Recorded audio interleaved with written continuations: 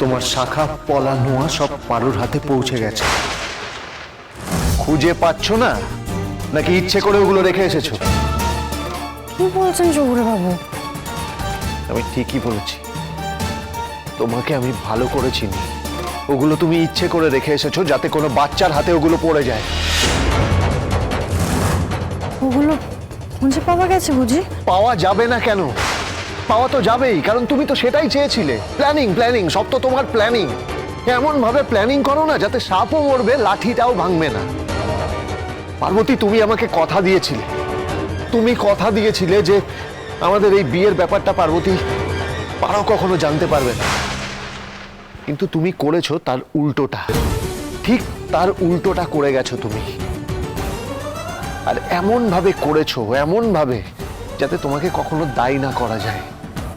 বাহ, দারুণ অ্যাক্টিং করো তুমি, খুব ভালো অ্যাক্টিং করো। আচ্ছা পার্বতী, তোমাদের গ্রামে যাত্রা হয় না? সেখানে নাম লেখাও না গিয়ে। ভিলেনের পার্টের জন্য একদম পাকা তোমার চাকরি। দারুণ নাম করবে, খুব ভালো অ্যাক্টিং করবে।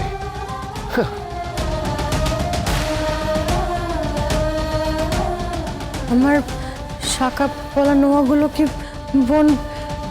হ্যাঁ, সাকসেসফুল।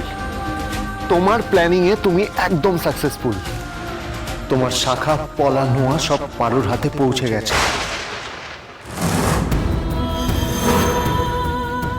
এবার তুমি শুধু বসে বসে ওয়েট করো, ওয়েট করো কি করে আমাদের সংসারের এই আগুনটা দাবানল হয়ে দাউ দাউ করে জ্বলতে থাকে।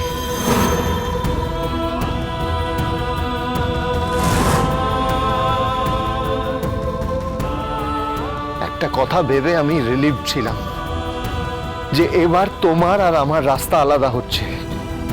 তুমি তোমার রাস্তায় চলে যাবে, আমি আমার রাস্তায়। আর আমি একটা নতুন করে জীবন শুরু করব পারোকে নিয়ে। তাহলে কেন এখনো আমাকে টর্চার করছো পার্বতী? সব সময় তুমি কেন আমাকে টর্চার করো?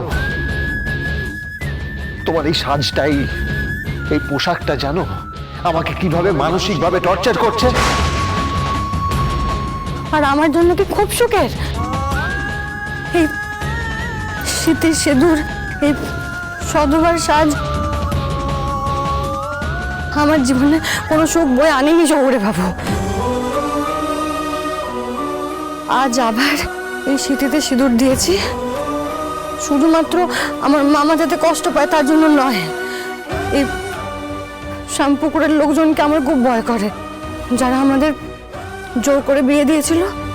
তারা যদি দেখে যে আমার শীতেতে সিঁদুর নেই, আমার সধবার সাজ নেই, তারা হাজারটা করে ফেরত চাইবে।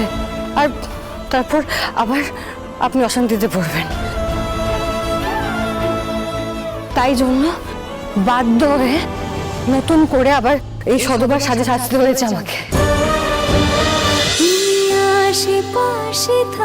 তুমি আশেপাশে থাকলে আজ রাত ৮টায় স্টার জলসায় ও ডিজনি প্লাস হটস্টারে।